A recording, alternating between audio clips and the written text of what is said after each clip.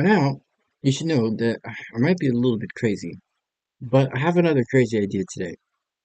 And we were talking about how we have these phase angle differences between quantum states. And we're looking at the U1 quantum state right here, which is essentially a photon. And the photon is in fact polarized. So you could imagine this being sort of one side of it, and of course on the other side we have another one, so it's a polarized thing. So you only have sort of a two flip. It's like a coin that has two sides, a side and that side, and of course it's going to be spinning around like this.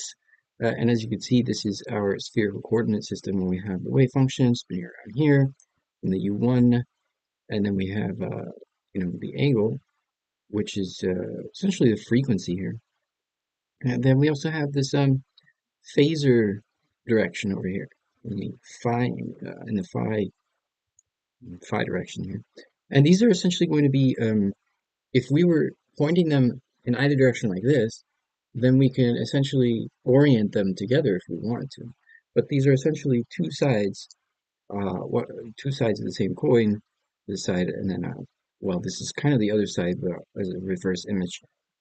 Um, so another way we look at this is we can kind of put them here, right? More like in the middle here, but here would sort of be one of them, and here would be the other one. You can kind of see this side pointing that way and this side pointing that way. Okay, and so we kind of have two directions here, and this is what I believe is maybe a phasor diagram in quantum gravity, because, um, well, in a normal phasor diagram, we have inductance, and then the current, and capacitance, LIC. Uh, and inductance, as we know, is sort of Henry's. So we're going to put mu naught over here, Henry's per meter. And capacitance, as we know, is going to be farads. So we'll go ahead and put farads per meter over here, and it's going to be epsilon naught. And impedance is actually the square root of mu naught over epsilon naught, or mu naught c. And this is impedance. The resistance is going to be in line with the current. So so now we kind of have mu naught c, and we also have this current going this direction.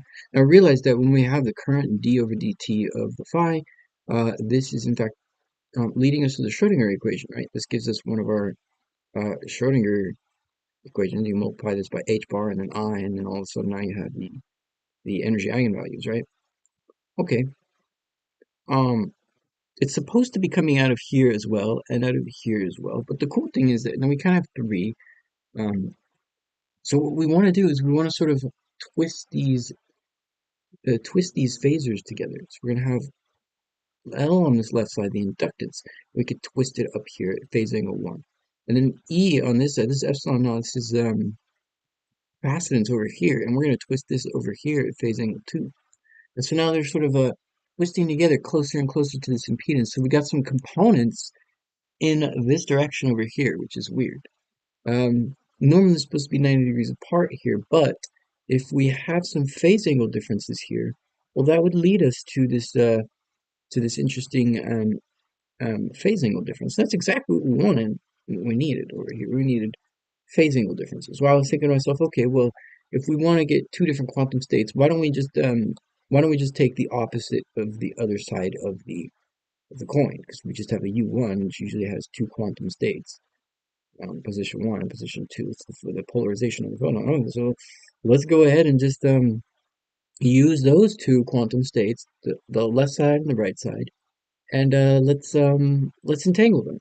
And what would happen is they start to fold inwards on each other if you start to twist them, and they start to twist towards the towards this direction, which is it's not even, it's like another dimension basically. It's not even a part of this, because if you look over here, I think it's pointing in this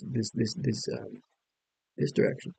Right? Because if I can maybe twist this a little bit more, I know these things are annoying because I kind of did this the wrong way, but if I maybe flip this, like, oops, not that, this way, the that kind of makes a little bit more sense if I do it like this, because I have sort of like one on the bottom, one on the top. See if I can draw this. One on the bottom and one on the top. You can kind of see how, if you sort of stack them up like that, you kind of have like, you have the, really pointing that way, that way. And they're both kind of the same state here, although maybe it would be antimatter and matter, right? Because I think it would be the positron and the electron. So you'd have the antimatter version and the matter version. Okay, the positron and the electron. So you'd have both of the quantum entangled together. You could twist them together and get them closer in alignment, and this would give you differential arc length here. And because we have this differential arc length, this gives us an amazing thing.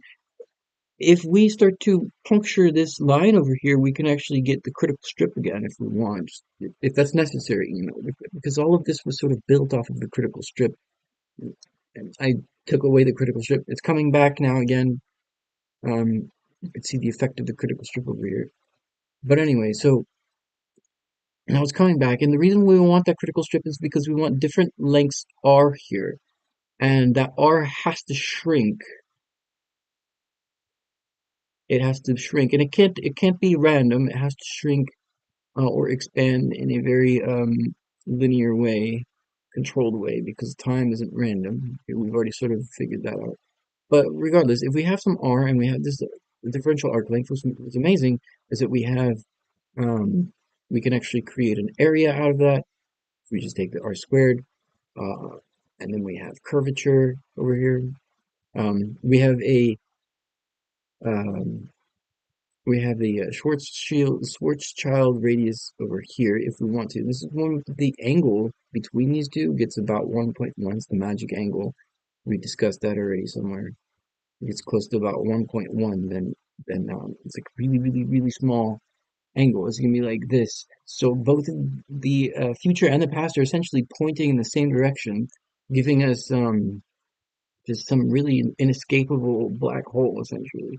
And so that's why I think that these phasor diagrams might be correct, because we have the past and the future.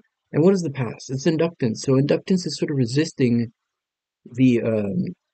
resisting the current, yeah. So the past doesn't really let things go into the past. The future is capacitance. It's actually more like, okay, what is out there and available sort of something to store. So so we have the future as being capacitance and the past as being inductance, and we can just kind of put them pointing towards the same direction, and we're going to get sort of this gravitational pull, this curvature, because we get this phase angle here, this difference. Just makes a lot of sense to me.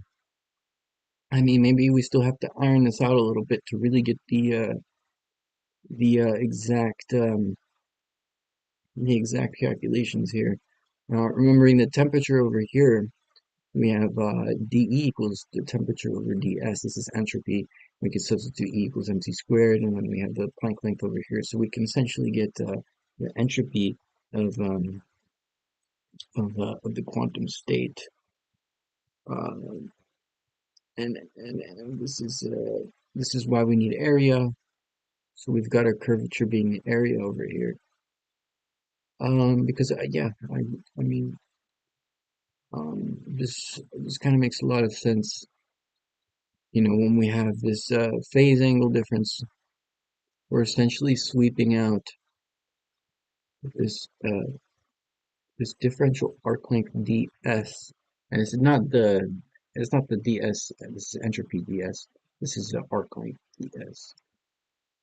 Okay, whereas that's a ds of entropy. Annoying, but you know, physicists were a little bit weird. We have these the same the same variable for describing different things. You know. Anyway, so here we have phase angle difference in between here. So there should be about 1.1 degrees or so, probably plus or minus. Probably could be plus or minus here. So this will give us this this arc length. It should get integrated into an area. There we go. So I feel like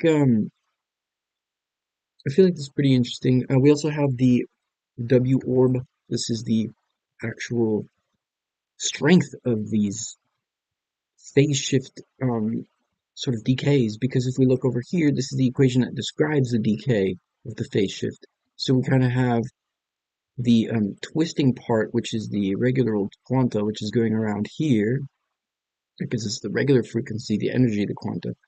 And then over here we have the actual gravity component, which would be the phase shift angle twist, which uh, which uh, which should give us the curvature there. And it should be a negative curvature because that would be corresponding to the anti-de Sitter space here. We have a negative twist angle, twisting. But keep in mind that if we have negative twist angles, what we do have is a complementary angle. So in anti-de Sitter space, we have sort of uh, this decreasing phase shift angle, which is giving us a massive curvature. But we also have like a small arc length or whatever forming there.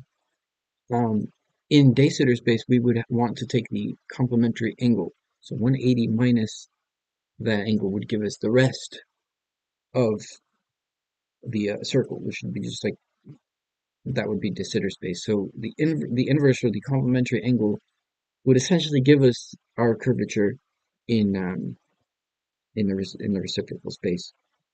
It's either essentially going to be a minus or a plus in terms of the cosmological constant over here, which um, yeah, I don't know. This is kind of helping me to sort of put together a theory of quantum gravity in a way that sort of makes a lot of sense to me. Got this LIC diagram, inductance, the current, and the capacitance. Very interesting. So hopefully this was helpful and made a little bit of sense. And if you want to get a free copy of one of these types of sheets or note sheets, you can go ahead and get one at freephysicsmap.com. And it's going to be just for the regular mechanics, but these are available for download. Freephysicsmap.com will be in the description. Thank you guys so much for watching. I'll see you around. Have fun.